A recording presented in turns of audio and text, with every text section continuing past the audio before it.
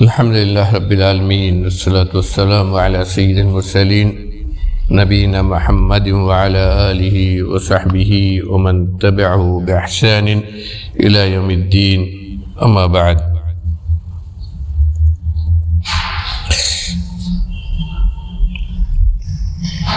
باب أن الأذنين من الرأس وأنهما يمسحان بماء واحد. آج جو حدیث ہم پڑھیں گے اور اس کا شرح کریں گے متعلق ہے کان کے مسح سے.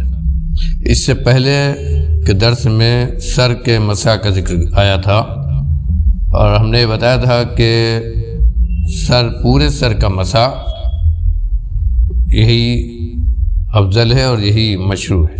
حالانکہ ائمہ کے اختلاف ہے، کچھ لوگ کہتے ہیں تھوڑا بھی کر لے، بلکہ کچھ لوگ تو کہتے ہیں 3 بال بھی چھو لے ہو جائے گا، لیکن ہو جائے گا والی بات یہ معقول نہیں ہے. حدیث سے جو ثابت ہے، نبی کریم صلی اللہ علیہ وسلم جب مسح کرتے تھے تو اپنے سر کے آگے سے شروع کرتے تھے جہاں سے بال شروع ہوتا ہے، اور یہ دونوں ہاتھ پیچھے تک لے جاتے تھے گدی تک، اور پھر گدی کے بعد یہ واپس لاتے تھے آگے تک. اس کو پورے سر کا مسح کہا جاتا ہے اور یہی طریقہ ہے سر کے مسح کا. لیکن سر کے مسح سے متعلق 2 باتیں رہ گئی تھیں، پہلے ہم انہی کو ذکر کرتے ہیں. پہلا مسئلہ ہے کہ ہاتھ دھونے کے بعد جب سر کا ہم مسح کریں گے تو کیا سر کے مسح کے لیے نیا پانی لیا جائے گا؟ یعنی ہاتھ دھو لیا ہم نے، اس کے بعد پھر سے ہاتھ میں پنجے میں پانی لگا کے تب مسح کریں گے، یا ہے کہ جو ہاتھ دھویا ہم نے ابھی پورا ہاتھ دھویا تو ہاتھ جو ابھی تر ہے اسی طریقے سے سر کا مسح کر لیا جائے؟ نہیں، سر کا مسح اسی ہاتھ کے میں جو پانی بچا تری ہے اسی سے کر لیا جائے، یا ہے کہ ہاتھ دھونے کے بعد پھر ایسے پانی کر کے اس کے بعد جھاڑ کے تب مسح کیا جائے. مسح کا مطلب یہ نہیں ہوتا ہے کہ یہ پورا بھار دھویا جائے گا، بلکہ مسح کا مطلب یہ ہوتا ہے کہ ہاتھ میں جو کچھ بھی پانی لگا ہوا ہے اس سے بس ایسے پھیر لیا جائے. سر کے بال کو بھگونا یہ مطلب نہیں ہے. مسح کہتے ہیں ہاتھ میں جو بھی تری لگی ہوئی ہے اسی کو ایسے پھیر لیا جائے، چاہے بال بھیگے یا نہ بھیگے، ہلکا سا اس میں پانی لگے، بس اسی کو مسح کہتے ہیں. لیکن مسئلہ یہ ہے کہ نیا پانی لیا جائے، جو کہتے ہیں فقہ کی زبان میں کہ اس کے لیے نیا پانی لیا جائے، یا ہاتھ کے پانی ہی سے مسح کر لیا جائے. اس میں 2 حدیثیں اصل میں.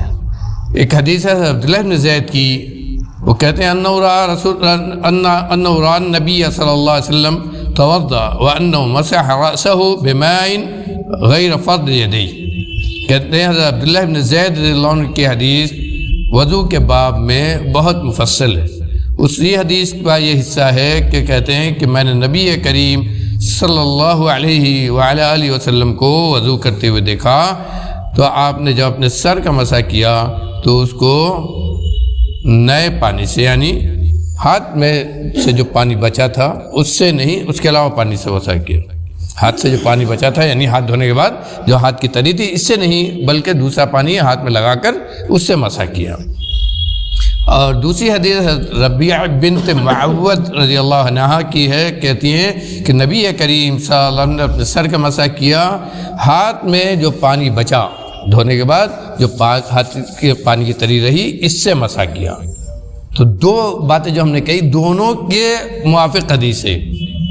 اسی لیے علماء یہ کہتے ہیں کہ دونوں جائز ہے. آدمی نیا پانی لے یا ہے کہ ہاتھ کی تری سے سر کا مسح کر لے، دونوں جائز ہے.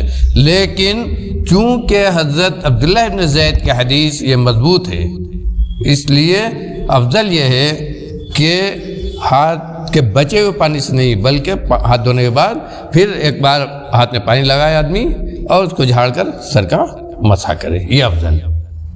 لیکن اگر اسی پانی سے مسح کر لے جو ہاتھ میں ہے تو یہ بھی جائز. اور دوسرا مسئلہ ہے کہ سر کا مسح 1 بار ہے کہ 3 بار ہے. یعنی مطلب یہ کہ ہم جو وضو کے عضو کو دھوتے ہیں، جیسے کلی کرتے ہیں 3 بار جائز ہے، 1 بار تو ضروری ہے لیکن 3 بار جائز ہے۔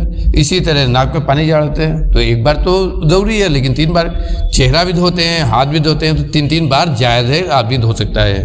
1 بار تو یہ ضروری ہے، 2 بار چاہے دھو لے چاہے 3 بار دھو لے۔ تو کیا اسی طرح سر کا مسح بھی 3 بار ہے کہ 1 بار ہے؟ حدیث میں اس کی بھی وضاحت ہے کہ نبی کریم صلی اللہ علیہ وسلم 1 بار مسح کرتے تھے، یعنی مطلب 1 بار کیا ہوا، آپ پیچھے لے جائیں گے آگے سے اور پھر آگے لے جائیں گے، یہ 1 بار ہوا۔ تو کہتے ہیں کہ یہی ہے، حالانکہ کچھ ائمہ کہتے ہیں 3 بار، لیکن کسی بھی صحیح حدیث سے 3 بار کی صراحت نہیں ہوتی۔ صحیح یہ ہے کہ سر کا مسح صرف 1 بار ہے، اس لیے کہ نبی کریم صلی اللہ علیہ وسلم اس میں نرمی دی ہے، اس میں نرمی دی، اور مسح جہاں جہاں ہے وہاں نرمی ہے۔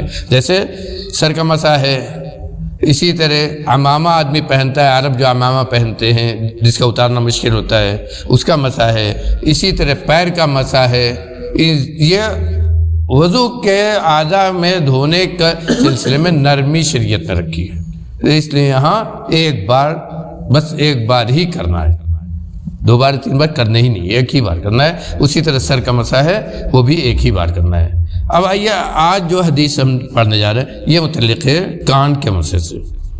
کان کے مسح میں 2 چیزیں ہیں، اس کا طریقہ کیا ہے، کیسے مسح کریں کان کا، دوسرا یہ کہ کان کے مسح کے لیے بھی پانی الگ سے لیا جائے، یعنی سر کا مسح کرنے کے بعد پھر ہم پانی میں ہاتھ ڈالیں اور پھر ہاتھ تر کر کے تب کان کا مسح کریں، یا کان کا سر کا جو مسح کیا ہے اس کے بعد اسی سے جو تری بہرحال تری باقی رہتی ہے ہاتھ میں، وہی ویسے ہی ہاتھ کان پر بھی پھیلنے مسح کر لیں۔ 2 بات اس میں بھی ہے، اور اسی طرح اسی لیے دونوں طرح کا ائمہ کا قول ہے۔ حدیث کیا ہے، نبی کریم صلی اللہ علیہ وسلم نے فرمایا کہ الاذنان من الراس، دونوں کان یہ سر میں سے ہے۔ اس کو وضو کے باب میں علماء نے ذکر کیا ہے، کس چیز کو بیان کرنے کے لیے کہ جب کان سر میں سے ہے تو سر کا مسح جس پانی سے کرتے ہیں اسی پانی سے کان کا مسح کریں۔ اور دونوں چیزیں، پہلی بات یہ ہے کہ جب کان سر میں سے ہے تو سر کا مسح کرنے کے بعد کان کا بھی مسح کرنا ہے، اور کان کا مسح کس پانی سے کریں گے، وہی سر کا مسح کرنے کے بعد جو بھی تری آپ کے ہاتھ میں بچی ہے اسی سے۔ اور یہیں سے پچھلے درس میں سوال آیا تھا کہ جو ہاتھ میں پانی لگا رہ جاتا ہے یہ پانی پاک ہے نا پاک، اس کو ماء مستعمل کہتے ہیں، استعمال کیا وہ پانی۔ صحیح حدیث کی روشنی میں یہی بات ہے کہ استعمال کیا ہوا پانی یہ ناپاک نہیں ہوتا ہے۔ استعمال ہوا پانی کی مثال آپ کو بتا دیں، مثال کے طور پر ایک ڈبو میں کسی برتن میں آپ نے پانی رکھا ہوا ہے، اس میں ہاتھ ڈال کر آپ اگر ہاتھ ڈال کر اس سے پانی نکالتے ہیں، وضو کرتے ہیں، تو احناف کے ہاں وہ پانی ناپاک ہو جاتا ہے۔ اس میں اگر آپ کا پانی جا رہا ہے، آپ چہرہ دھو رہے ہیں اور اسی میں پانی بھی جا رہا ہے، تو جو پانی گر رہا ہے اس کو استعمال کیا ہوا پانی کہتے ہیں۔ یہ محمل پانی ان کا ہے، یہ جب اس میں چلا جائے گا اسی پانی میں تو پانی ناپاک ہو جائے گا، اس سے اگر آپ وضو کرتے ہیں، کوئی طہارت کرتے ہیں تو طہارت نہیں ہوگی۔ لیکن یہ بات صحیح نہیں ہے، حدیث کے خلاف ہے۔ حدیث سے معلوم ہوتا ہے کہ پانی کے الگ الگ کوئی نوعیت نہیں ہے، اگر آپ دھو رہے ہیں پانی گر رہا ہے تو یہ پاک ہے، یہ اگر کسی پانی میں چلا گیا تو پانی پاک ہے۔ اسی لیے اس کا اہتمام کرنے کی ضرورت نہیں ہے کہ ہاتھ میں جو پانی بچا ہے اس کو غلط سمجھے۔ اسی لیے احناف کے ہاں آپ کو بتا دیں، جاننا چاہیے، سر اور کان کا مسح کرنے کا طریقہ کیا ہے۔ ان کا گردن کی بھی مسئلہ ہے، تو ان کا طریقہ یہ ہے کہ آدمی اس طرح اگلی انگلیوں سے پیچھے لے جائے اور پھر آگے لے جائے، اپنی شہادت کی انگلی یعنی یہ انگلی چھوڑ کر پیچھے کی انگلی، شہادت کی انگلی چھوڑ دے اور اس کو اسے پیچھے لے جائے، اور شہادت کی انگلی اور انگوٹھا یہ دونوں چھوڑ کر صرف ان 3 انگلیوں اور ہتھیلی سے سر کا مسح کرے۔ سر کا مسح کرنے کے بعد یہ دونوں انگلی اور انگوٹھا یہ نہ لگے، اس سے آپ کان کا مسح کریں گے، اور ان کے ہاں گردن کا مسح ہے وہ پیچھے سے کریں گے۔ کیوں؟ اس لیے کہ جو آپ نے استعمال کر لیا یہ پانی یہاں کا گندا ہو گیا، اس کو آپ پھر نہیں استعمال کر سکتے. اول تو گردن کا مسح کسی حدیث سے ثابت نہیں ہے، کسی بھی صحیح حدیث میں گردن کا مسح کا ذکر نہیں ہے. اسی لیے علماء اس کو جو ہے اور کہتے ہیں کہ اگر اس کو عبادت سمجھ کر اہتمام ساتھ کیا جائے تو بدعت ہوگا، اس لیے کہ صحیح حدیث سے ثابت نہیں ہے. جو کچھ ہے وہ سر کا مسح اور کان کا مسح ہے، اور جتنی حدیثیں ہیں ان سے یہ معلوم ہوتا ہے کہ سر کے بعد کان کا مسح کرنا ہے. اور کان کے مسح میں جو بھی حدیثیں ہیں اس میں دونوں طریقے حدیثیں، اس میں جو حدیثیں ان سے یہ معلوم ہوتا ہے کہ آدمی سر کے مسح کے ساتھ آدمی کان کا مسح کرے اور نیا پانی نہ لے. سر کا مسح کرنے کے بعد جو تری بچی ہوئی ہاتھ سے اسی سے کان کا مسح کرے. اور کان کا مسح کرنے کا طریقہ کیا ہے؟ حدیث میں ہے باب مسح ظاہر الاذنین و باطنہما، دونوں کان کے اوپری اور نچلے حصے دونوں کا مسح. سر کے مسح کے بعد کان کا مسح کریں گے تو کان کا مسح صرف اوپر کا نہیں ہوگا بلکہ اوپر اور نیچے دونوں ہوگا. اس میں بھی ائمہ کے الگ الگ اقوال ہیں. کوئی کہتا ہے کان دھونا چاہیے، کوئی کہنا ہے اوپر کا دھونا چاہیے، نیچے کا مسح کرنا چاہیے. لیکن جو حدیث سے ثابت ہے کیا ہے؟ ان النبی عن ابن عباس رضی اللہ عنہ قال ان النبی صلی اللہ علیہ وسلم مسح براسه واذنيه ظاهرهما وباطنهما وللنساء مسح براسه واذنيه باطنهما بالمسبحتين وظاهرهما بإبهاميه. عبداللہ بن عباس رضی اللہ عنہ کی حدیث ہے جو ترمذی میں ہے کہ نبی کریم صلی اللہ علیہ وسلم اپنے سر اور اپنے کان دونوں کا مسح کرتے تھے. یہاں دیکھیے دونوں کو ایک ساتھ ذکر کیا ہے. اس سے بھی علماء نے استدلال کیا ہے کہ کان اور سر اور کان کا مسح ایک ساتھ ایک ہی پانی سے، اسی لیے دونوں کو ایک ساتھ ذکر کیا ہے. ورنہ وہ چہرے کا دھونا، ہاتھ کا دھونا یہ الگ الگ آتا تھا. تو کہا کہ نبی کریم صلی اللہ علیہ وسلم نے اپنے سر کا، اپنے دونوں کانوں کا مسح کیا، اور کانوں میں ظاہر اوپری حصہ کا بھی اور پچھلے حصہ کا بھی مسح کیا.